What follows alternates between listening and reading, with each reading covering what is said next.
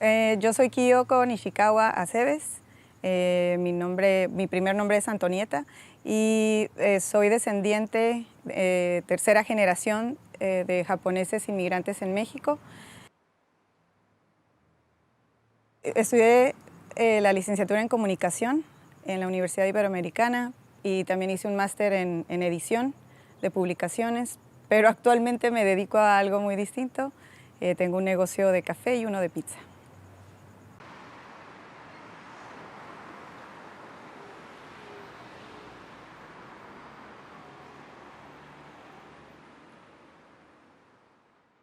Me llamo Horacio Kohakura, soy ingeniero y soy director de la Escuela de Idiomas Japonés de la Asociación Japonesa, Tijuana Nihongo Gakko.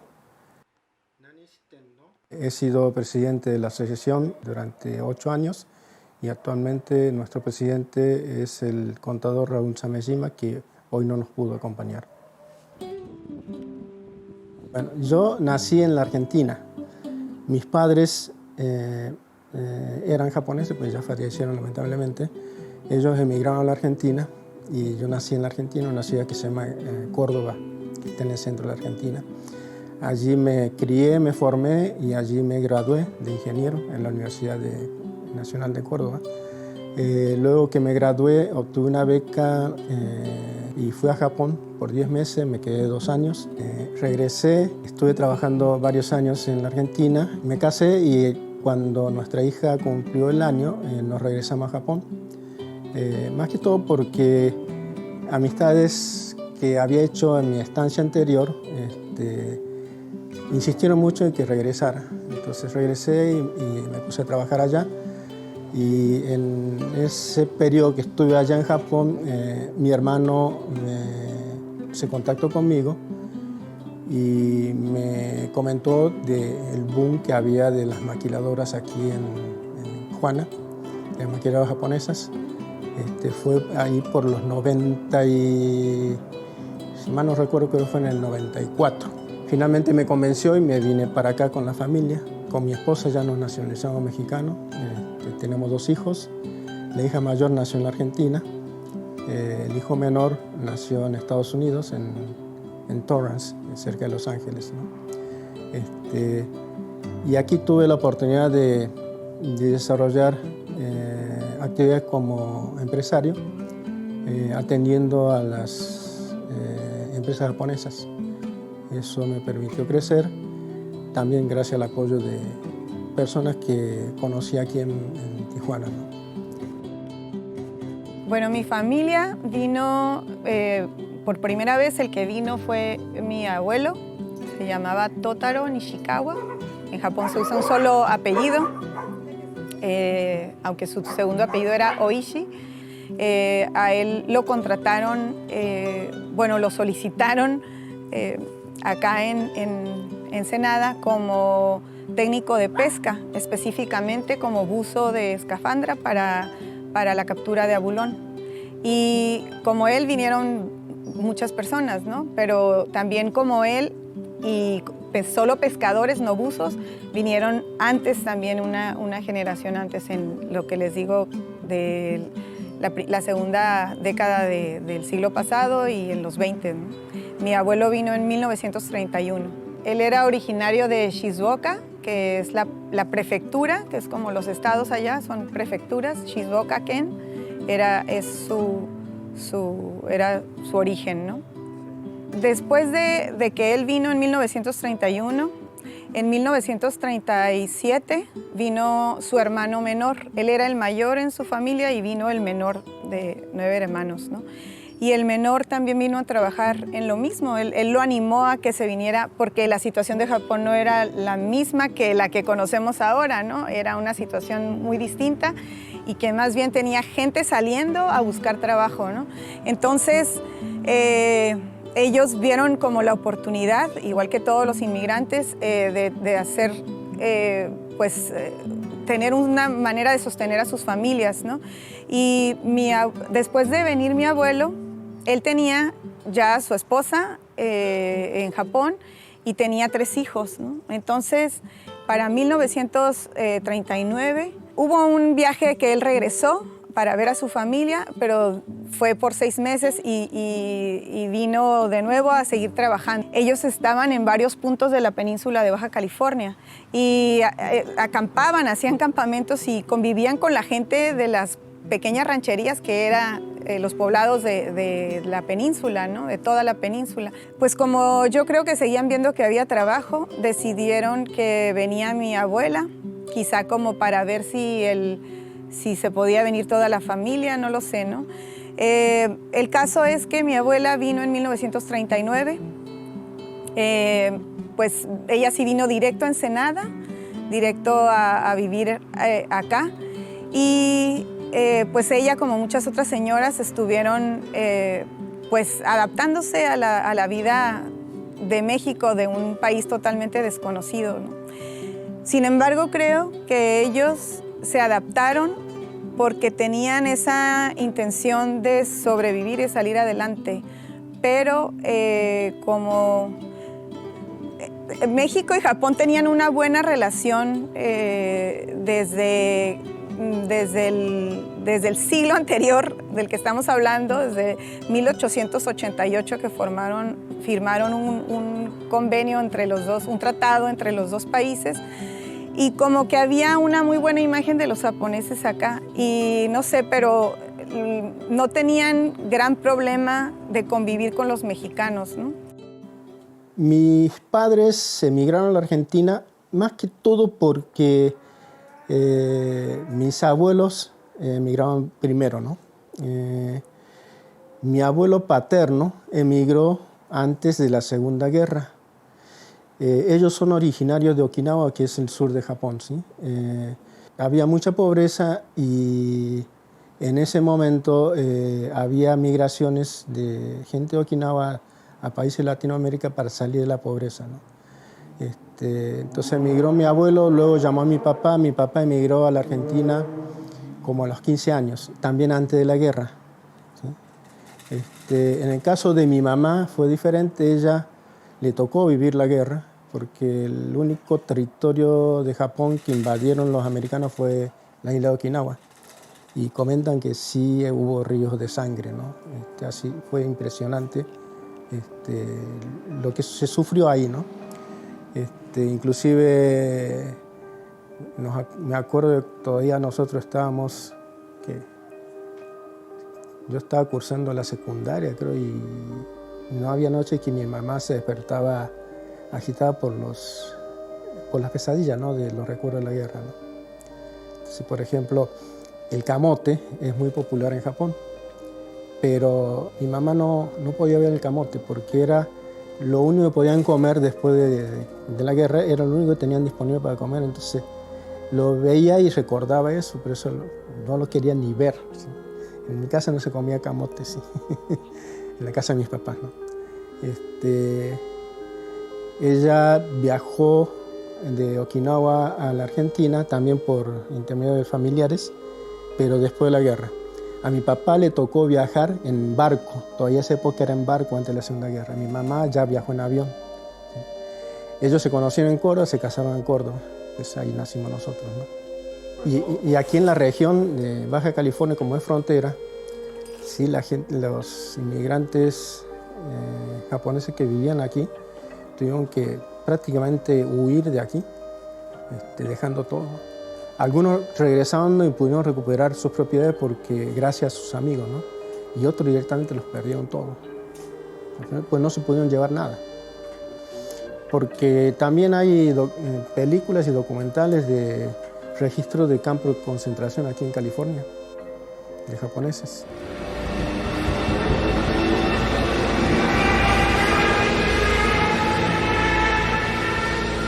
Hubo un proceso de lo que se le llama la concentración. En lo que es la historia de la inmigración japonesa, se identifica el periodo de concentración desde el ataque a Pearl Harbor por los japoneses, y que en ese momento prácticamente se volvieron enemigos porque México estaba, digamos, ya como aliado de Estados Unidos, y precisamente Baja California fue de los primeros lugares donde el gobierno mexicano dijo hay que concentrarlos, ¿no? O se tienen que desplazar.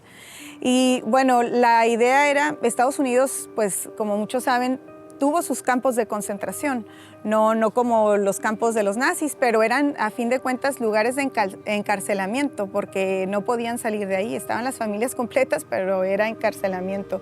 En México, el gobierno mexicano dijo, no, yo no los voy a mandar a Estados Unidos, pero los voy a tener vigilados, ¿no? Y entonces ellos tenían que reportarse a Gobernación y decir dónde estaban, quiénes se iban a desplazar, y se tenían que ir a los estados o a las ciudades y poblaciones del centro del país. Por lo mismo, pues muchos se fueron a la Ciudad de México, donde hubo comités de ayuda de los mismos japoneses que ya tenían, que estaban mejor acomodados, que tuvieron lugares donde recibieron a la gente para trabajar y todo. También en Jalisco, en algunos ranchos en Jalisco, y en la ciudad de Guadalajara hubo muchos que se fueron allá, muchos que se fueron a Guanajuato, a Morelos, a diferentes zonas del centro. En el caso de mi familia se fueron a Guadalajara y pues el proceso fue difícil para todos dejar sus pertenencias y todo lo que ya habían hecho. Si estamos hablando, por ejemplo, mi familia llegó en 1931 y para el 41, ya con 10 años aquí, ya tenían algo, ¿no? Algún patrimonio. No se diga la gente en Mexicali que eran agricultores, que tenían tierras, en Maneadero, en Tijuana sus negocios, tiendas que ya tenían pues todo su prestigio y todo su trabajo, ¿no? Y de repente dejar todo e irte, ¿no? Al principio, al mero principio, que fue el 7-8 de diciembre, después del ataque de Pearl Harbor, hubo la orden de que a los pescadores los mandaran a Estados Unidos. Y solo hubo un grupo que estaban trabajando, como muchos tenían base en San Diego, que aunque fueran incluso naturalizados mexicanos, de todas maneras se los llevaron en principio. ¿Y por qué? Porque Estados Unidos tenía miedo de que los japoneses, sobre todo los pescadores que conocían las costas y la frontera, pues fueran a ser parte de, no sé, espías y todo eso que se ha dicho muchas veces, ¿no? Ajá, y que no, realmente no era así en todos los casos. Hubo algunos casos que se han documentado, pero no es como mucha gente cree que todos eran espías y esas cosas, no. Entonces, pues tuvieron que dejar sus cosas y en algunos casos, en el caso de mi familia, en ese tiempo trabajaban abasteciendo con las pesqueras como la del general Abelardo Rodríguez, y entonces él ayudó dándoles un salvoconducto para que les dieran un plazo mayor y poder dejar bien sus cosas. En ese sentido también es donde nos damos cuenta que había muy buena amistad y relación con gente de aquí, que estaban muy bien adaptados, porque, por ejemplo, sé de la familia Fujimura en Maneadero que eran agricultores y dejaron a unas familias de ascendencia rusa. Y otros, mi familia se la dejaron a unas personas de aquí, de Ensenada, ¿no? Mexicanos. Y así, todo el mundo trató más o menos de acomodar sus pertenencias e irse a estos lugares donde no conocían, pero además donde no podían realizar, en algunos casos como en el de mi abuelo y su hermano, pues no podían realizar la pesca, ¿no? Era algo totalmente distinto, ¿no?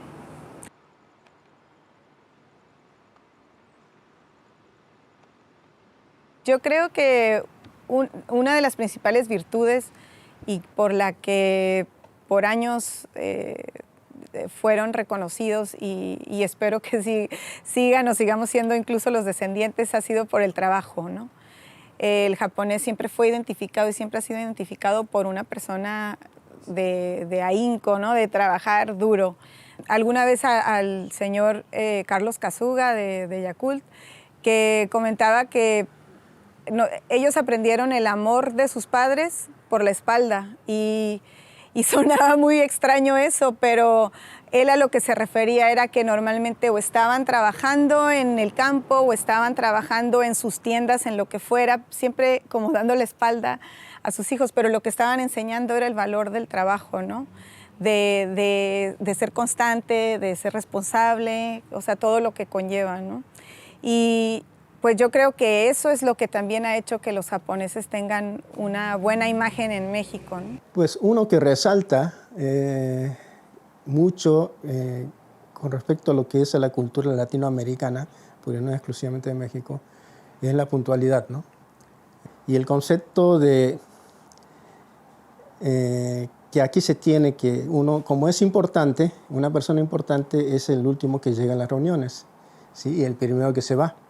En Japón es al revés. La persona más importante de una reunión es la primera que llega y es la última que se va. ¿Sí? Son aspectos que nos diferencian mucho, ¿no? Y algo que nos han inculcado nuestros padres, nuestros abuelos, la familia, es la honestidad, tener palabra en lo que uno dice y hace, ¿no? Para los japoneses siempre la palabra ha sido mucho más importante que cualquier documento firmado, ¿no? Recientemente ya las cosas también están cambiando en Japón, ¿sí? Eso también se va perdiendo lamentablemente, pero sí la confianza entre los japoneses es muy importante y la palabra es lo que vale, ¿no? Hay una celebración, yo creo que la más importante en Ensenada es la elaboración del arroz llamado mochi, que es un arroz que se prepara para el Año Nuevo. Lo haces antes del Año Nuevo y es para recibir el Año Nuevo. Haces ofrendas con él, haces comida con él, pero la forma en que se elabora acá es en la forma tradicional. Incluso los japoneses jóvenes a veces ni siquiera les ha tocado ver eso, ¿no? Nos ha tocado que vienen y ven y dicen, es la primera vez que lo veo, ¿no? Habemos familias, bueno, actualmente no sé qué tantas familias lo hacen, pero son como 2 o 3 que teníamos esta tradición. Aquí en mi familia todos los años se hace, en diciembre. Al final del año hacemos es una olla, se usa una olla de piedra o de madera que tiene que ser muy sólida, pero lo que haces es cocer por otro lado arroz, es un arroz especial para ese tipo de alimento, no es el arroz común. Y la manera en que lo cocemos es también en la manera tradicional, a vapor, en cajas de madera. Está sobre unas ollas que están con agua hirviendo y tienen unas rejillas estas cajas. En lugar de tener una base sólida, se ponen unas rejillas, pones una cama de arroz y se está cociendo con el vapor y pones otra que también tiene la rejilla y entonces estás cociendo varias tandas, digamos, de arroz en esas cajas, ¿no? Por ejemplo, las que tenemos nosotros, las cajas las hizo mi abuelo y cuando ya está cocido ese arroz lo pasas a este recipiente y le pegas con unos mazos y esto es el mochizuki que le llaman en Japón. Nosotros, te digo, lo hacemos todos los años en diciembre. Muchos amigos, incluso mexicanos, ya saben de esta celebración y preguntan cuándo se va a hacer o porque les gusta comer el mochi. Y también en la Asociación Japonesa de Ensenada lo realiza cada año, ¿no? Es una tradición porque es donde se juntan las diferentes familias de descendientes de japoneses aquí en Ensenada. Y además de esa, hay una celebración que también puedo decir que en toda Baja California se hace, en diferentes fechas. Más que celebración, es como un día de campo, se le llama, es el undokai, antes le llamaban picnic o día de campo, ¿no? Y tradicionalmente se hacía el 1 de mayo, como era día festivo, pero además no sé si tenía que ver con los festejos que en Japón hay por esas fechas, pero aquí en Ensenada después se tuvo la tradición de estarlo haciendo, o sea, ha tenido la tradición de hacerlo en verano. Y en lo que consiste es una reunión para para convivir y hacer competencias como actividades tipo deportivas. Que sí, hay carreras de relevos, hay carreras con una cuchara y antes era con un huevo o con una canica o con unos globos aquí, y entonces es como que divertido, hay premios, hay jalar la cuerda, saltar en costales, y eso es una actividad que se hace en Japón en las escuelas, que yo sepa, en este tiempo, en otoño, pero acá era la tradición, no sé desde cuándo, pero hay fotos y todo el mundo recuerda este tipo de actividades, ¿no? La riqueza cultural de un país se ve reflejada en su riqueza culinaria. Y Japón tiene una riqueza culinaria muy grande. Lo mismo lo tiene Corea, lo mismo lo tiene China y lo mismo lo tiene México. Y yo no sé si tiene más riqueza culinaria que unió Japón, México. Si incluimos todo el territorio de México y todas las comidas regionales que hay en México, ¿no? Uno de los puntos donde podemos comenzar a ver la diferencia entre lo que es la comida japonesa con la comida occidental o prácticamente el resto de las comidas es que la base de la comida japonesa es respetar los ingredientes, ¿sí?, que utiliza para cocinar. Respetar los ingredientes respetando sus sabores, sus texturas. Por eso es que en la cocina japonesa la base principal es preparar el alimento sin agregarle muchos procesos de cocción.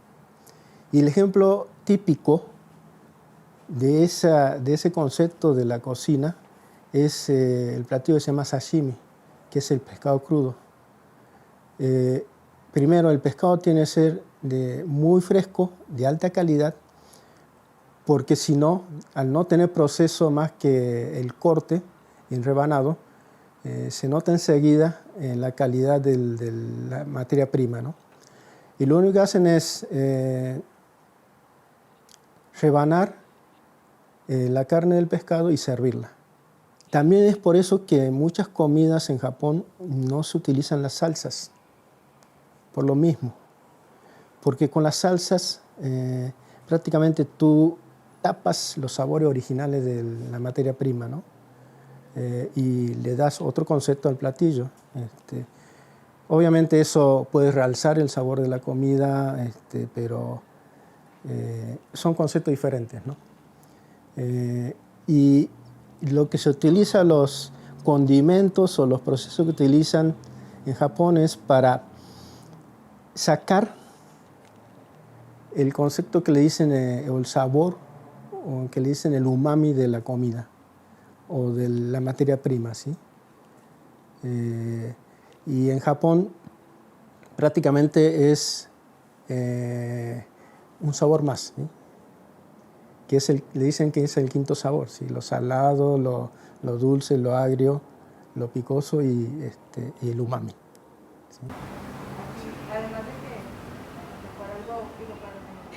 Yo creo que los japoneses o descendientes de japoneses que ya estamos integrados a la comunidad baja californiana, en general, igual que en todo México, afortunadamente o gracias al trabajo de nuestros padres y abuelos, hemos podido, por ejemplo, en su mayoría alcanzar la educación superior, poder tener a lo mejor un negocio pequeño, hacer como contribuir de alguna manera a tu país, ¿no?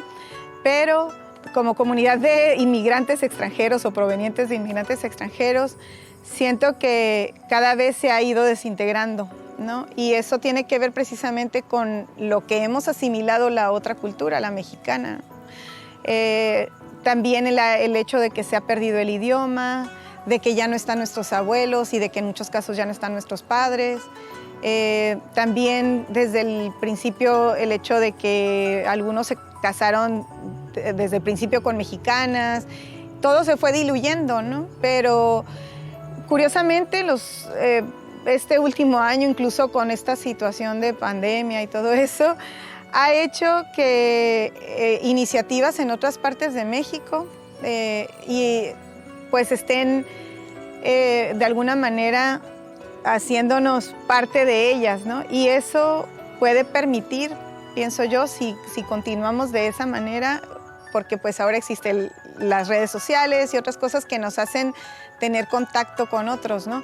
Y por ejemplo, hay una iniciativa de la Asociación México-Japonesa del Noroeste, se llaman ellos, que es de lo que es Monterrey y de algunas ciudades de Coahuila, Chihuahua, que